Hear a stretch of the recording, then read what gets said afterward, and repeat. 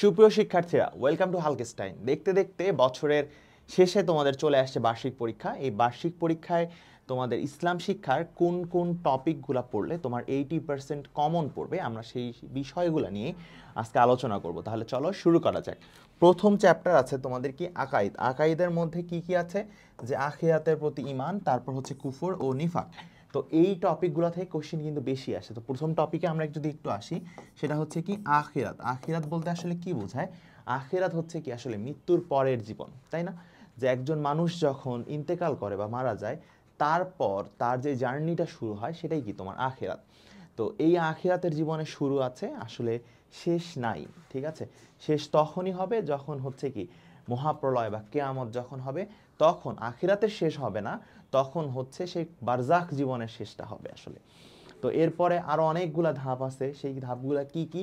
সেই ধাপগুলোর মধ্যে একটা হচ্ছে বারজাখ বা কবরের জীবন, এরপর হচ্ছে কি হিসাব দিবসের পুনরুত্থান, ঠিক আছে, এরপর হচ্ছে পুলসিরাত, এরপর হচ্ছে কি জান্নাত এবং জাহান্নাম। ঠিক আছে, সো এই জিনিসগুলো আছে কিসের মধ্যে? আখিরাতের প্রতি ঈমান। আখিরাতের প্রতি ঈমান অবশ্যই আনতে হবে, কারণ এটা প্রতিটা মুমিনের বিশ্বাস করা অতীব গুরুত্বপূর্ণ এবং অতীব জরুরি যে আসলে মৃত্যুর পরে এই জীবনটা আছে এবং মৃত্যুর পরে এই ঘটনাগুলো ঘটবে। একজন মানুষ যখন ইন্তেকাল করে বা মারা যায়, তাকে যখন কবরে বা বারজাখে শয়িত করা হয়, তো মানুষ যখন ফেরত চলে আসে, ঠিক আছে, মাইয়াতকে রেখে যখন সে ফেরত চলে আসে, তখন মুনকার নাকির, ঠিক আছে, তাকে কি জিজ্ঞাসা করে? তাকে কি জিজ্ঞাসা করে? তিনটা প্রশ্ন জিজ্ঞাসা করে। কি কি? মান রব্বুকা, মান দিনুকা, আর কি মান হাযা রাজুলু, তাই না? তো এই প্রশ্নগুলোর উত্তর যারা দিতে পারবে, তাদের বারজাখের জীবনটা কি হবে? অত্যন্ত স্মুথলি চলে যাবে। যারা পারবে না, তাদের জন্য থাকে কি আযাব। ঠিক আছে, সো এই যে আখিরাতের প্রতি বিশ্বাস বা আখিরাতের প্রতি ঈমান, এই আখিরাতের প্রতি ঈমান এবং আখিরাতে কি কি আছে, এই জিনিসগুলো কিন্তু ইম্পর্টেন্ট। হ্যাঁ, এরপরে আসো কুফর। কুফর শব্দের অর্থ কি? অবিশ্বাস করা বা অস্বীকার করা। ঠিক আছে, আল্লাহ তাআলা পবিত্র কোরআনে বলছে কি বিসমিল্লাহির রহমানির রহিম, ওয়া মা খালাকতুল জিন্নি ওয়াল ইনসানা ইল্লা লিয়াবুদুন। আমি মানুষ ও জিন জাতিকে সৃষ্টি করেছি শুধুমাত্র আমার ইবাদত করার জন্য। এখন তুমি যদি ইবাদত বিমুখ হয়ে যাও, ঠিক আছে, তার মানে কি? তুমি অস্বীকার করে ফেললা, তার মানে তুমি কুফরি করে ফেললা। ঠিক আছে, যেমন আমাদেরকে বলা হয় কি 5 ওয়াক্ত নামাজ পড়ো, ঠিক আছে, রোজা রাখো। এটা হচ্ছে কার বিধান? এটা কি মনুষ্য রচিত কোনো বিধান না, এটা মনুষ্য রচিত কোনো আসলে বিধান না, এটা হচ্ছে আল্লাহ রাব্বুল আলামিনের বিধান। আমরা কি করি? আমরা সময় থাকার বড় হচ্ছে নামাজ পড়ি না। আমরা ঠিক আল্লাহর যে হুকুমটা, সেই হুকুমকে কি করতেছি? অস্বীকার করতেছি, ডিনাই করতেছি। এই জিনিসগুলো হচ্ছে কি কুফর। ঠিক আছে, এরপর আছে কি নিফাক। এই 1 নাম্বার যে চ্যাপ্টারটা আছে, এই চ্যাপ্টারের মধ্যে এই তিনটা জিনিস হচ্ছে কি ইম্পর্টেন্ট। ঠিক আছে, এরপরে যদি আমরা দেখি যে অধ্যায় 2, যেটা হচ্ছে ইবাদত। ইবাদতের মধ্যে কি কি আছে? সাওম পালন আছে। সাওম পালন আছে। সাওমটা কি? সাওম হচ্ছে রোজা। ঠিক আছে, রোজা হচ্ছে প্রতিটি মুমিন মুসলিম এই সব মানুষের জন্য 1 মাস রোজা রাখা ফরজ।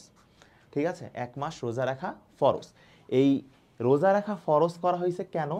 এটা হচ্ছে আল্লাহ রাসূল যখন হচ্ছে মেরাজে গেছিলেন, তখন আল্লাহর কাছ থেকে আসছিল, আল্লাহ তখন বলছিল যে 12 মাস রোজা। ঠিক আছে, এরপর আল্লাহ রাসূল শাফাত করে করে করে সেটা কত মাসে নিয়ে আসছে? 1 মাস রোজা। আমরা এই 1 মাস রোজাটাও রাখতে চাই না। ঠিক আছে, আমরা 1 মাসে কি করি? অবহেলা করি, আসলে রোজা রাখবো রাখবো না, থাকতে পারি না, ক্ষুধা লাগে, এই ধরনের কোনো কথাই আসলে গ্রান্টেড না। তুমি যদি স্বাস্থ্য সবল মানুষ হও, তাহলে তোমাকে অবশ্যই রোজা রাখতে হবে। তো সাওম নিয়ে আল্লাহ তাআলা পবিত্র কোরআনে কি বলছে? যে আল্লাহ তাআলা পবিত্র কোরআনে বলছে কামা কুতিবা আলাইকুমুস সিয়াম কামা কুতিবা আলাল লাযিনা মিন ক্বাবলিকুম লাআল্লাকুম তাত্তাকুন। ইয়া আইয়ুহাল্লাযিনা আমানু কামা কুতিবা আলাইকুমুস সিয়াম কামা কুতিবা আলাল লাযিনা মিন ক্বাবলিকুম লাআল্লাকুম তাত্তাকুন। ইয়া আইয়ুহাল্লাযিনা আমানু, হে ঈমানদার গণেরা, হে ঈমানদার গণেরা, ইয়া আইয়ুহাল্লাযিনা আমানু কামা কুতিবা আলাইকুমুস সিয়াম, তোমাদের উপর সিয়াম বা রোজা ফরজ করা হয়েছে, কামা কুতিবা আলাল লাযিনা মিন ক্বাবলিকুম লাআল্লাকুম তাত্তাকুন, যেমনই পূর্ববর্তী জনের উপর কি করা হয়েছিল? তোমাদের রোজা ফরজ করা হয়েছিল, যেন তোমরা কি হও? তাকওয়া অর্জন করতে পারো। সো রোজার মূল শিক্ষাটা হচ্ছে কি? তাকওয়া। ঠিক আছে, তো সাওম পালন করতে হবে অবশ্যই। ঠিক আছে, প্রস্তুতিও নিতে হবে। আমি যে দীর্ঘ 1 মাস রোজা রাখবো, এই 1 মাস রোজা রাখার জন্য অবশ্যই আমাকে কি একটা মানসিক প্রস্তুতি নিতে হবে। যেই মাস থেকে আমি কি অর্জন করব? আমি তাকওয়া গেইন করব, এবং যেই তাকওয়া দিয়ে আমি হচ্ছে বাকি যে মাসগুলো আছে, সেই মাসগুলাকে নিজেকে কি করব? নিজের নফসের বিরুদ্ধে আমি কি করব? সংগ্রাম করতে থাকবো। এরপরে আসা হচ্ছে জাকাত। এই জাকাত হচ্ছে কি ধনীর সম্পদে আসলে গরিবের একটা হক বা অধিকার, তাই না?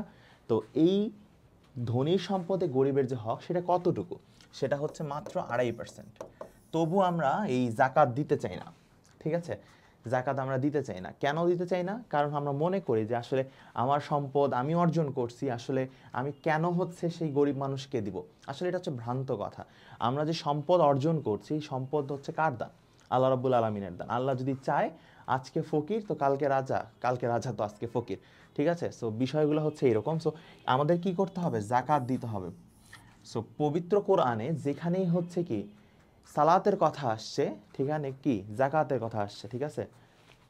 তারপর দেখো যে হচ্ছে জাকাত কাকে কাকে দেওয়া যাবে, এরকম মানুষ হচ্ছে খুঁজে বের করতে হবে যারা আর্থিকভাবে অসচ্ছল, ঠিক আছে? মুখ খুলতে পারে না এইসব মানুষ, মানে ধরো হচ্ছে নিডি পিপল, কিন্তু তারা বলতে পারছে না যে আমার আসলে টাকার দরকার, ঠিক আছে? তো জাকাতের খাত আছে কিছু, সেই খাতগুলো কত, কোন কোন খাত, এই কোশ্চেনগুলো কিন্তু আসতে পারে, ঠিক আছে? এইটা দেখবা। এরপরে আছে কি হজ। সামর্থ্যবান প্রত্যেক মুসলমানের জন্য হজ পালন করা হচ্ছে ফরজ, ঠিক আছে? হজ পালন করা হচ্ছে কি ফরজ। তো আমরা করি কি যে আমরা অনেকে এই জিনিসটা টাকা থাকার পরও, সামর্থ্যবান হওয়ার পরও আমরা হজ পালন করতে চাই না। তো এইটা হচ্ছে করা যাবে না। হজ কখন হয় আসলে? হজ হচ্ছে তোমার জিলহজ মাস যেটা আছে, জিলহজ মাসের নির্দিষ্ট সময় যে বাইতুল্লাহ আছে সেটা তাওয়াফ করব, এবং কি করব যে হচ্ছে তোমার মিনায় হচ্ছে আমরা রাত্রি যাপন করব, তারপর হচ্ছে কি মিনায় কুরবানি করব, মুজদালিফায় রাত্রি যাপন করব। অর্থাৎ এই জিনিসগুলো হচ্ছে কার অন্তর্ভুক্ত? তোমার হজের মধ্যে অন্তর্ভুক্ত। হজ পালন, হজের জন্য প্রস্তুতি অবশ্যই কি আর্থিক প্রস্তুতি থাকে, শারীরিক প্রস্তুতি থাকে, মানসিক প্রস্তুতি একটা নিতে হয় যে আমি দূর জার্নি করব, ঠিক আছে? তারপরে আসো ওমরা। ওমরা হচ্ছে হজের যে সময়টা, হজের সময় বাদ দিয়ে যে কোনো সময় তুমি যদি বাইতুল্লাহ তাওয়াফ করো তাহলে সেটা হচ্ছে ওমরার অন্তর্ভুক্ত, ঠিক আছে? এটা হচ্ছে কি তোমার সামর্থ্যবানরা অনেকে ওমরা করে, ঠিক আছে? এরপরে আসি কোরআন ও হাদিসের শিক্ষা। তো কোরআন ও হাদিস শিক্ষার মধ্যে কি কি আছে দেখো, সূরা ফিল, সূরা কদর, তারপর হচ্ছে সূরা আলাক এর পরিচয় বার্তা এবং কিছু আল হাদিস। সো এইখানে তোমার সূরা ফিল, সূরা ফিল যেটা আছে সেটা নাজিল হয়েছিল কেন, এটা পড়তে হবে, বা সূরা ফিলের প্রেক্ষাপটটা কি সেটা জানতে হবে, ঠিক আছে? তারপর হচ্ছে কদর, কদরের রাত্রি, কদরের রাত্রি হচ্ছে কি হাজার রাতের শ্রেষ্ঠ রাত হচ্ছে কি লাইলাতুল কদর। এরপরে হচ্ছে সূরা আলাক এর পরিচয় বার্তা।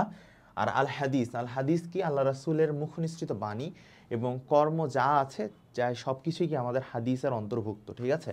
এরপরে আমরা আগাই, দেখো সেটা হচ্ছে চ্যাপ্টার নাম্বার 4, সেটা হচ্ছে আখলাক।